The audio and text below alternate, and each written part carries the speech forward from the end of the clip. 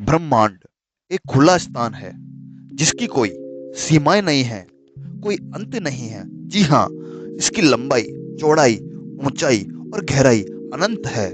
पर इसकी रचना कैसे और क्यों हुई? नासदीय सूक्त, जो कि सृष्टि की रचना के मंत्र के रूप में भी जाना जाता है।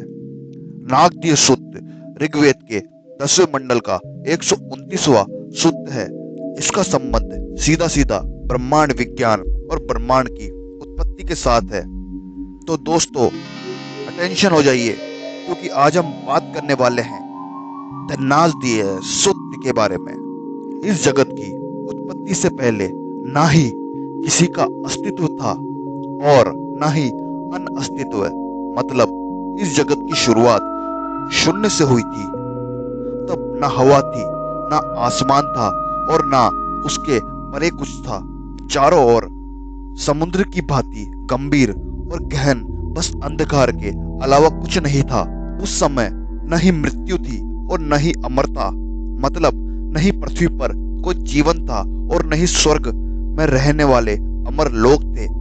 उस समय दिन और रात भी नहीं थे। उस समय बस एक अनादि पदार्थ था जिसे प्रकृति कहा गया है। मतलब जिसका आदि या आरंभ ना हो और जो सदा से बना चला आ रहा हो। शुरू में सिर्फ अंधकार में लिपटा अंधकार और वो जल की भांति अनादि पदार्थ ही था, जिसका कोई रूप नहीं था। अर्थात जो अपना आयतन न बदलते हुए अपना रूप बदल सकता है। फिर उस अनादि पदार्थ में एक महान निरंतर तब से वो रचिता परमात्मा भगवान प्रकट हुआ। सबसे पहले रचिता को कामना, विचार, भाव, इरादा आया सृष्टि की रचना का, जो कि सृष्टि उत्पत्ति का पहला बीज था। इस तरह रचिता ने विचार कर अस्तित्व और अनअस्तित्व की खाई पाटने का काम किया। फिर उस कामना रूपी बीज से चारों ओर सूर्य किरणों के समान ऊर्जा की तरंगे निकली, जिन्होंने उस अनादि पदार्थ यानी प्रकृति से मिलकर सृष्टि रचना का आरंभ किया।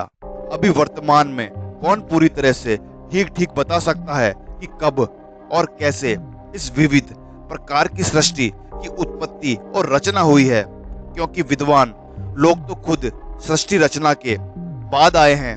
अतः वर्तमान समय में कोई ये दावा करके ठीक ठीक वर्णन नहीं कर सकता है कि सृष्टि बनने से पूर्व क्या था और इसके बनने का कारण क्या था। सृष्टि रचना का स्रोत क्या है और कौन है इसका कर्ता धर्ता, सृष्टि का संचालक, अवलोकन कर्ता ऊपर कहीं स्वर्ग में बैठा है। हे विद्वानों, उसको जानो। तुम नहीं जान सकते तो कौन जान सकता है।